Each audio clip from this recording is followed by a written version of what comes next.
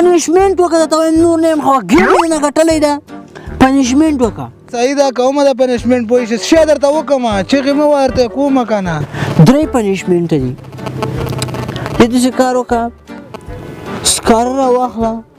مخ تور که یا وروره مخ څنګه تور کړمه بده خبره یو پنشمنټ دپاره ته په ما باندې اوس مخ تور یې تا ته دا ښه ښکاري څه غل خو نه یم چې مخ تور کړم که غل وی ما به مخ تور کړی وی کامره داسې تا وکړه څنګ ته سره شیش دي وروره خوا کې راسره دا یو کویه ده څه وکړم ور ټوپ کړمه یا دې کوهي ته ځان راچوه د خدای ولې په یو پنشمنټ باندې مې ته اوس وروره ګوره د 120 ګزه کوهي ته خدا کې مړ کې مې عجیبه مسلمانې داسې کار وکړه په دې خاورو کې غړه رالغړه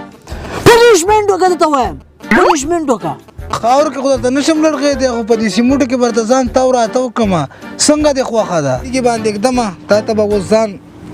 دغه کوی خدایا وای وای وای وای وای صحیح شو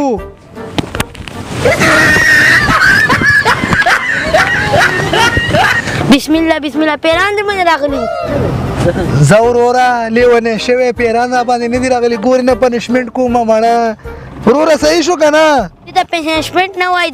دې ته هسې شرمول وایي وروره ما دې پنشمنټ ته پرېږده او که نه مې پرېږدې بیا خفه کېږو زه د خیره لاره دې وښه په خیر لاړ شي ښه وروره صحیح نه شو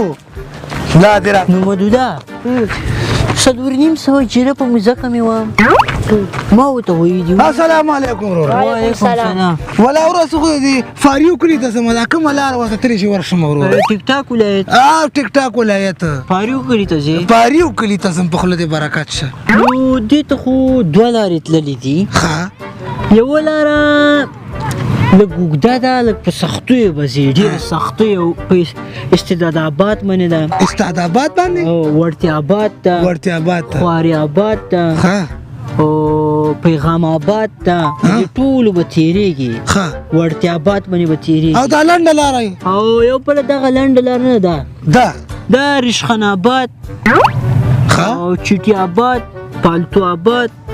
په دې باندې چې څنګه چې دا لښتینه د رشخند آباد کې لښتینه څنګه ور ټوپ کړل اخو ته پاریو ده نو زه وایم که نه چې په دې رشخند آباد به ورشم دا لږه نږدې ده فاریو کلي ته به ضرور رسېږم ستا څنګه خوښه ده نو ګوره په رشخند آباد باندې ډېر خلک لاړ دي که نه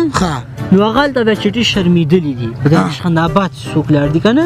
هلته به رشخند په ځان ویسي ورسېږي که نه ډېر نیم به درپسې کنځا کوي نیم به څنګه یې ډېر په بد حالات کې به که دې ما منې تکړه تکړه خو یم تکړه په استداباد باندې لاړ سم وړتیا آباد باندې چې ورسېدي هغلته دا کوم چې په رشخند آباد لاړ دي هغو ته به هم لږ نصحت وکړې او لږ پیغام به خلکو ته ورکړي او ښه صحیح به نوره تا خپله خوښه په کومه ځې نو زه هم چې په دې وړتیا آباد باندې ورشم ورشم وړتیا آباد اوس دا نور ته ما پیغام رارسو دا څوک چې په رشخند آباد لاړ دي دا خدای والي دا خدای والي لاړم خدای په امان خدای په نو تا ته ما وویلي مدوله نو دغسې خلک مې پوه شوې 3.5 جیره په مځکه مې وه نو ما شړشمګل ته وویل چې په دې کې به مونږ الګوی وکړو